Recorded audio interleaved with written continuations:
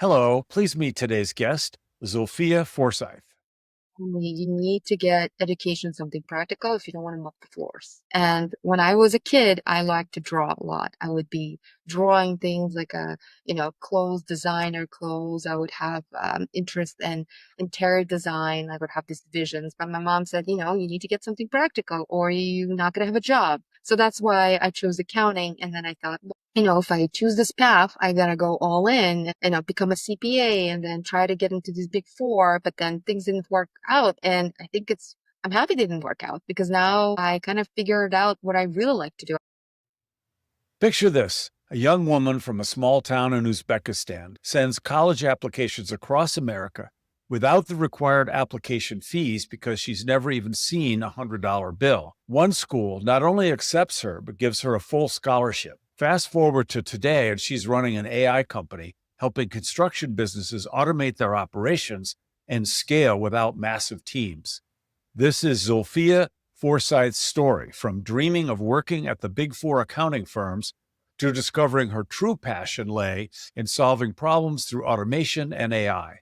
What started as weekend experiments with Visual Basic to automate repetitive accounting tasks has evolved into a motley group where she's building AI agents that act as virtual employees for busy business owners. But here's what makes this conversation special. Zolfia shares the critical mistake that nearly derailed her progress, and it's one that 90% of startup founders make. If you're building a service-based business or considering the leap from employee to entrepreneur, you'll want to hear how she learned to fail fast, market fearlessly, and turned her immigrant grit into startup gold. I'm Kothy Rosenberg, and this is Designing Successful Startups.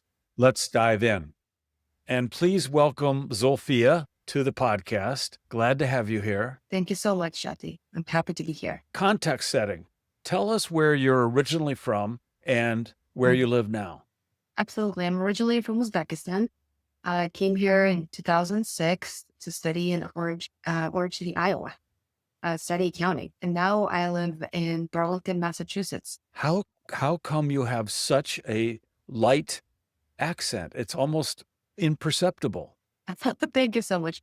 I think it helped that I migrated first to Midwest and due to, being surrounded by native speakers 24/7, I think that like in a smaller towns there's not much diversity. So like say not many say ethnic groups like that might say my native language or even speak like Russian. It helped me to assimilate faster, I would say, and it also helped me to learn like perfect my English faster as well. So I didn't get to hang out with my comfort group, let's put it that way. When we were a little, me and my brother would always love to make different accents, like, or just imitate people. It was just something we did to entertain our family members. So they just, yeah, we loved different languages and yeah, it was just something fun to do. So do you go back to Uzbekistan Yes. Yes. frequently, like once a year or something? What? Yes, that's the goal. That's the entire reason why I started my professional business journey, started my company, because when I worked at the corporate, it was really hard to take time off and see my family. First of all, the flight is too long, and then you have a couple of weeks vacation. It's just half of your vacation goes into the travel time. And when I had this dream to work for myself and kind of work remotely from anywhere that I want in the world and work with people that I want to work with projects that I want to work on. And it's just that kind of inspired me to start my business. And now I get to actually spend my time with my parents. Every year I'm spent about a month plus, and it's really incredible to see them and see my kids also get to know their parents, my parents as well. When you came over to Iowa, what were you studying there? When I was in Uzbekistan, I had a dream to study abroad. I'm a very visionary person. Is I would picture myself sitting in the green lawn among other students from all over the world, learning and just, soaking up all that knowledge. And I started applying to different colleges, and my background is in accounting. So I studied accounting in Orange City, Iowa. Yeah, and actually, I have a funny story, if I may. So back in then, olden days, right now we have AI, we have, smartphones, like internet is on our fingertips, right? back in 2005, 2004, especially back in Uzbekistan, like I remember internet is something you had to pay for. So you had to go to the internet cafes because not everybody had that even in their households. And you have to pay money to use it. So we'll go in these, and then usually we're in some type of like a basement setting where a lot of young boys would just sit there and like play Counter-Strike, for example, because not a lot of people had computers as well. So I will go pay for the internet, and while everybody's sitting in a dark room, literally like all pitch black, everybody's playing like Counter Strike. I'm applying for colleges all across the United States. I have no idea where I'm applying. I want to study accounting in your school. Please accept me. And I sent out so many packages. I remember at that time they would also require admission fees, but I had no money for the admission fee. So I'll just have all my at that time, I also graduated from local accounting, from local institute, university. So I would just send all my transcripts and my essays. And one magic day, I opened that email, that dark basement, and I got acceptance letter. So that was very exciting for me. Are you saying that you didn't have the money, so you would send these applications in and wouldn't send the money? And Yes, I would not send the application fee because I just said, well, I don't have that. It's like, I remember that time it was like $25, $20. But I haven't, in that time, I haven't even seen dollars probably I haven't even probably, I could count handful times where I actually hold like a $5 bill in my hand. Like I wouldn't even know how how $100 bill would look like. so this school in Iowa was so interested in you that they waived the application fee Yeah. and gave you the acceptance. That's just Yeah, they offered me fantastic. scholarship as well. So they gave me scholarship, they waived the fee, and it was one of the best experiences I've ever had. Actually, funny part. So everybody came in to say bye to me at the airport, and I have a really big family. My grandma was there as well. I was just crying my eyes out. I was only 21 years old, so I was just, I've never gone anywhere. I 2 bags of basically 2 luggages. That's it. I've never gone so far away from my parents. So I remember still crying in the on that plane, and the gentleman next to me is like, "Why are you crying?" And he's like, "Well, I'm going. I'm leaving my parents and my family, and I'm going abroad to study. Where are you going? Iowa." He's like, "What do you need to be crying about? Do you even know where you're going?" No question. That was not nice of him to say. Was like, cornfields and nothing else there. Oh my geez. Like he was just like, I didn't really pay attention to it. I kept kind of like, I was, but Orange City, Iowa was perfect for me. I'm from Uzbekistan, like a small, grew up in the outskirts of, capital city. So I think if I end up in a larger city, it would have been a lot more culture shock already for me. But Orange City is a small town, super friendly. When people pass you by, they say hi to you. They try to get to know you. The college was excellent. I think there were only like 1,500 people, 1,500 students on campus. So the rooms were much smaller. The professors were much more dedicated. And it's just like, it was a great community. And I think it was perfect. Was it grad school? It was, no, I did another bachelor's degree in accounting. So I transferred my credit from my initial university and I finished it in 2.5 years. That way. So I have double, 2 degrees in accounting. Okay, so building on that, what and when did an idea for how to significantly improve the field that you were now the proud holder of 2 degrees in? There was something that made you figure out how to do things in a better way. No, And what was that? And when was that? absolutely. So I thought, I had this big dream coming to America. I remember that I would work for big four companies. That was my big dream. I will become a certified public accountant and I will work for, renowned big four companies. I'll have my corner office. And I thought that would feel like, I made it here. I did not make it to big four. Big four, Deloitte, KPMG, Ernst& Young, PwC. I did not make it. I did not make the cut. So I was very disappointed in myself. I did finish my CPA and I was working in corporate finance field, the corporate accounting. I would say even precise the corporate accounting. And I just remember that I would look at my processes, like bank reconciliations or month-end close, and I would see how repetitive they are. And I would spend the weekends and the evenings trying to automate the process, trying to figure out, okay, well, I've been doing this every month.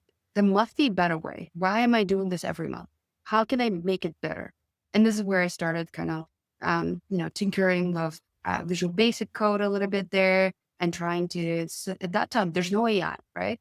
You only Right. have, Right. you only have YouTube, you have Google, and then you have forums, Stack Flow forum, for example, where you can just dummy down your question, like for example, create a scenario that you're trying to solve with dummy data, and then hope that somebody will answer it. And it was like magic. It's like a Christmas every day.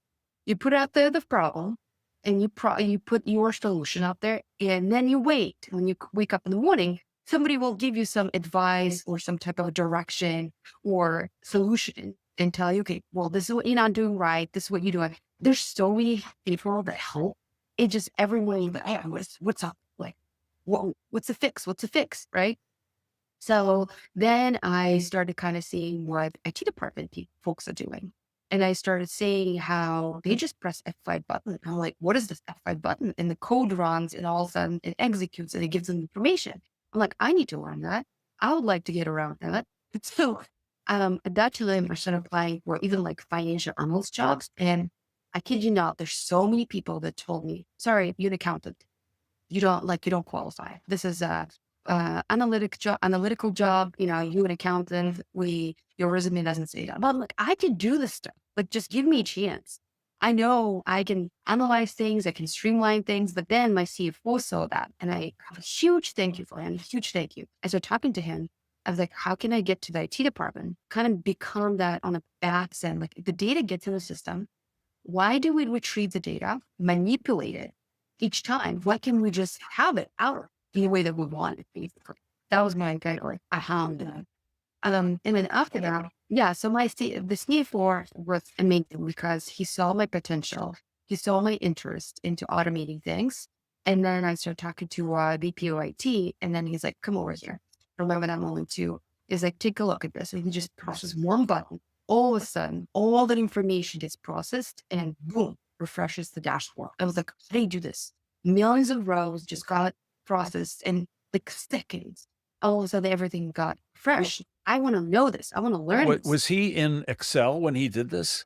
Oh, but he was using Excel. So the IT VP was using database. So he was using basically code, like a SQL code. He put together Oh, code instead. And then got the it. fourth was in Excel.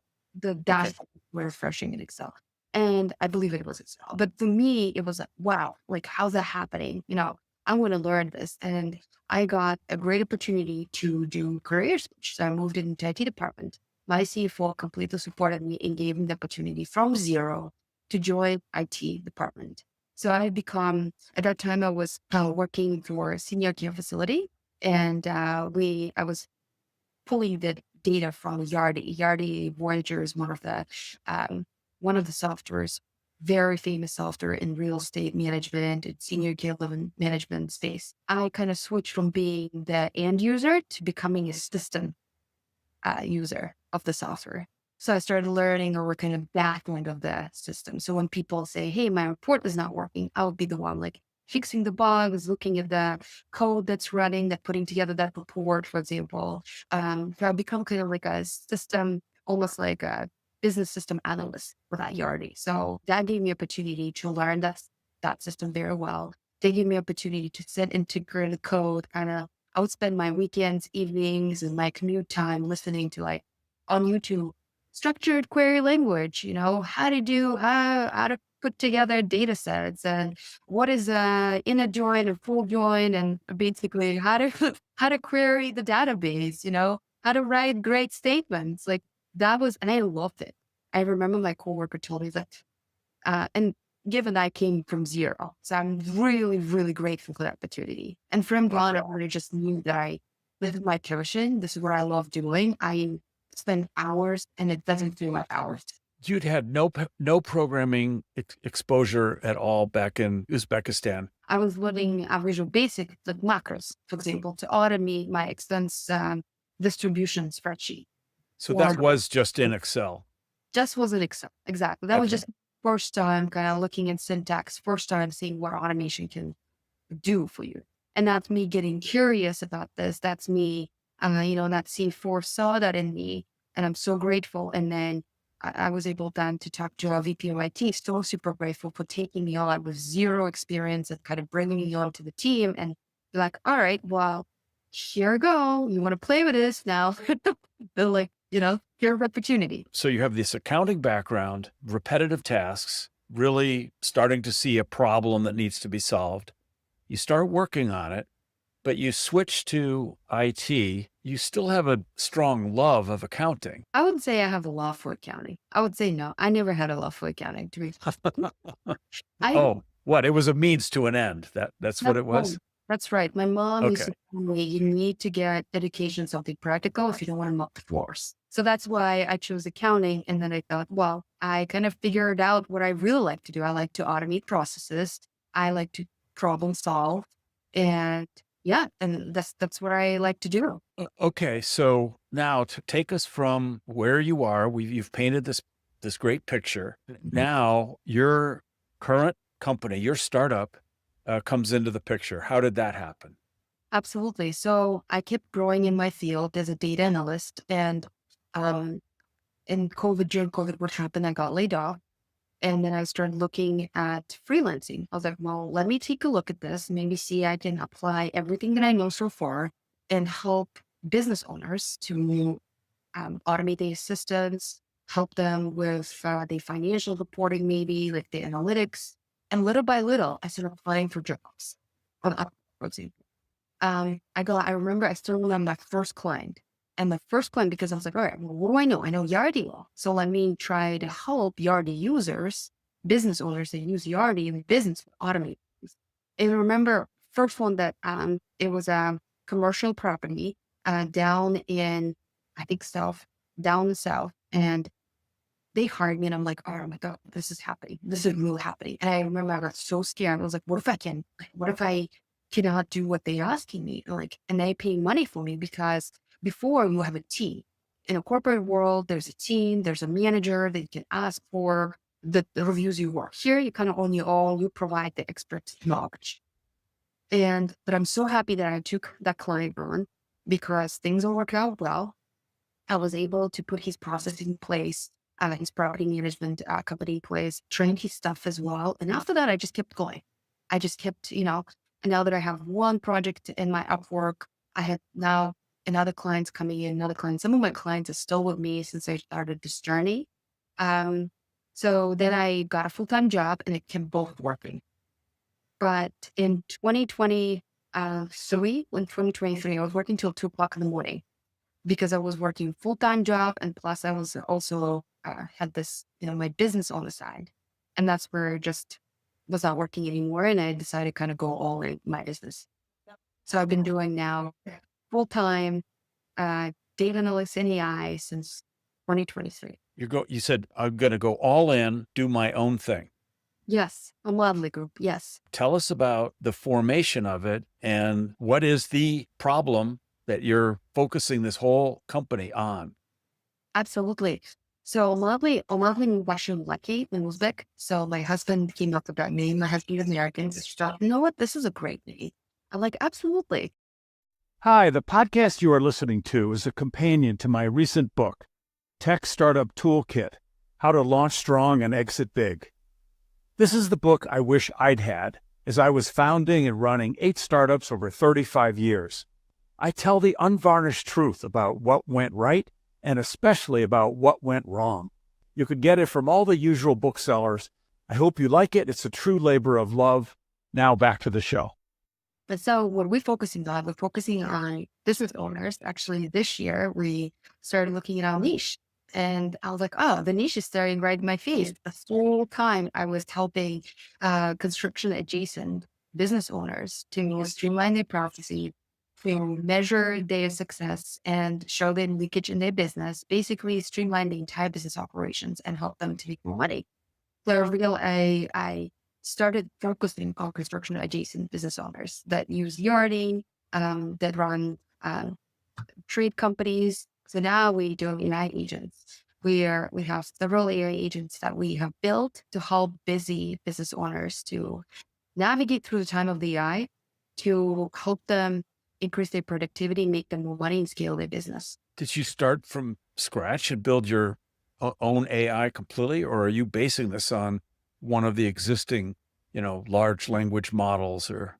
Yes, absolutely. So I'm no means want to compete with Sam Altmans of the world and Elon Musk. So I'm using current models that are out there, large language models, and I'm now fine tuning them to the specific role. Let's say in construction, if it's a receptionist that's trained to pick up the calls to make sure that all the plumbing or all the flooring or let's say all the roofing related or electrical related responses are being handled properly. That's where I'm using, for example, that's just one use case. Nowadays, I also decided to launch my AI coaching business. Why? Because I've noticed there's so many business owners with amount of AI news that's happening that don't know what to use. And right now is a time where you can don't even need agents, right? We can utilize, for example, Claudes and OpenAI models. There are different models that they have. Or we utilize Perplexity AI, Gemini. And then now you can use those as almost for every job in your business to help you to streamline it, to help you to get ideas, to help you to even generate additional revenue as well, if you set them up properly. Mm-hmm. I mean, right now, it's almost with AI, the shift is where you don't need large teams to scale your business. You can just use AI agents, set them up, and now you have these virtual employees that now can act on your behalf and perform tasks much faster and much more consistently. I would use it even in the case of the book, but I was very, very, careful. They wanted 3 bullets at the beginning of every chapter that summarized that chapter. Perfect use of AI for the writing process. But if you asked it to write a paragraph within the book, they have algorithms that are so good, they could detect that you did that. Oh, the publishing company has an algorithm that detects if it's also for like Ivy League schools or some universities can also detect if essays were written with Yeah. artificial intelligence tools. Yeah. Yeah. This is very interesting conversation topic because I could see how the latest video from Veo, for example, is a Google tool that does beautiful videos for advertisement for social media just with one prompt, right? And they collect the data all across the internet to come up with, data samples so they can create these beautiful outputs for you. And another thing that I just recently read, for example, Taylor Swift, the singer, she just bought out all her work back to herself. Yeah. I saw that. Yeah. And the entire reason why she did that, because she wants to have ownership. She doesn't want someone to get a hold of her stuff and regenerate things on in an unlimited way, in the unlimited copies. And that's very strategic move. She's a very smart businesswoman. I specialize in making mistakes, but that's sort of what this book is. This book is about 9 startups over 37 years. What are the mistakes? Some of them were disastrous mistakes, and some were just, little things. Startups can't actually afford too many mistakes because you don't have much time. You're burning cash, and you may be burning someone else's cash if you're getting investor money. Yes. And so what I'm trying to do with the book and with this podcast, through guests like you, and soon with my online course, which is launching today, is to share those mistakes, because other people learn really well from hearing what was the situation, what was the mistake, what should you have done. So can you think of one thing, a mistake you made? Obviously it was recoverable because you're still going strong. Speaking to our listeners who are, a lot of them are startup founders themselves. 100%. I think one thing that I didn't do, so my startup is not funded by anyone. It's just me right now. Having ability with service company. So I have 2 companies. I have a startup company that does pure development, and I have a service company. So service companies, there's a framework. It's called business pyramid strategy, basically, where you learn everything in a service. And then after you learn, basically you get paid to build these custom solutions. and you get paid to learn and build solutions for your clients. Then after that, you see what is really working. What do people really need? Now, how can you productize that knowledge now? So it's much more repeatable, it's less custom, and it's helped you to scale as well. So And one it's of high the margin. and that has a high margin because doing custom is very hard. It every time is learning a new system or new, it's every time there's new problem. And also it's really hard to figure out who's your ideal customer profile is. And there's all time and energy goes into that. But I also feel like sometimes maybe it's a part of the process, starting you and trying to figure this whole thing out. And I would say the things that I've done is doing it all by myself and not putting the marketing early on. Marketing, what I mean by this is all of us have phones and internet and just recording the process, getting on social media, sharing the process. Either it's talking about your business, talking about the services that you do, talking about maybe products that you do, and sharing with the world how you're serving you, what works, what doesn't work, and not being scared of it. I've realized that I kind of done a lot of things on kind of backstage, just, working with the customers or building these services, but not really like package them well into, let's say, case studies and convert these case studies into content and to maybe post and just starting to talk about your business. Um, and that would ultimately will help other customers to hear what you're doing, but it will also inspire other business owners as well to see, oh, like this is what's possible. These are the, for example, things to avoid, or these are the things that it's going to provide some value in terms of what works, what doesn't, and what could be achieved. And at the same time, makes you better as well. I figure out that social media right now is just such a huge opportunity. It's like a great platform for you to yap about your business and the things that you do. It's like a free advertisement. And a lot of times there's a lot of, I would say when I started, there was a lot of fear around it in terms of, oh, like, how do I sound? How do I look? What if I say something that isn't correct and it's going to be there forever? I'm going to damage my brand. But at the same time, it's like your brand is, you're not trying to steal anybody's money. You're trying to grow and show what you're working on, and you're learning as an entrepreneur and as a professional as well. You're sharing with the skills that you've learned. I think if I started that journey, because it all takes reps, I would have failed fast. I think just like I love what you're saying, the key is failing fast, pushing through your mistakes, because pushing through your mistakes and you also your fears. Every time you're like, oh, I can't do a reel. Now you do a reel. Well, great. And now that reel is so bad. Like I don't even have, I'm not even packaging, not delivering. I'm not communicating my value to my potential customers in a way that it's clear to them. Well, okay, how can you now make it better? And that rep 1, rep 2, rep 3, rep 4, and it takes so many reps to get comfortable in your own skin and your own voice. Let's cover one more important topic about you. When I think about this young girl from a small town in Uzbekistan, decides that she's got to go to school in the United States to not mop floors. Okay. And has to apply to all these places. You're sending in all these things which require an application fee with nothing. Right. You get in and you go to what the person on the plane said was godforsaken Iowa, and you thrived there. Then you got a job. You moved to Massachusetts. To get to my point, you, like every other startup founder I've ever met, has a lot of grit. And where do you think your grit comes from? I think growing up in low middle class family, I think also sometimes nobody will want to even have electricity or hot water. I still don't remember that. And it's funny, when I came to Iowa, I remember our coordinator picked me up from the airport, from Sioux City airport, and we're driving, and I see all the fields, all the fields that I had. First question I asked, do these people have hot water and electricity? It looks at me, I was like, what do you think this is? They even have internet. To me. So I remember that vividly. And I think I try to push myself hard because I've seen my mom work really hard. I think I have very strong women in my life.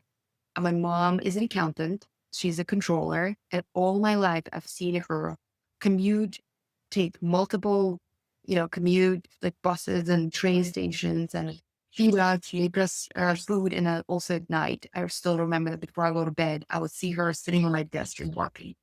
And I remember that vividly.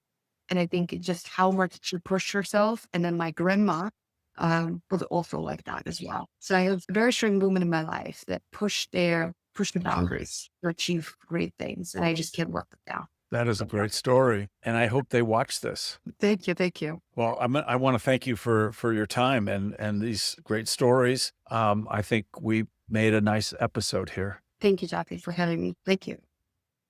Tool number 1, start marketing from day one. Don't wait until your product is perfect to start talking about it. Document your journey, share your process, and create content around what you're building. Social media isn't just free advertising, it's your testing ground to fail fast and refine your message. Every post is a rep that makes you better. Tool number 2, use the service to product pipeline. If you're building something new, start with custom services first. Get paid to learn your customers' real problems, then identify patterns in what works.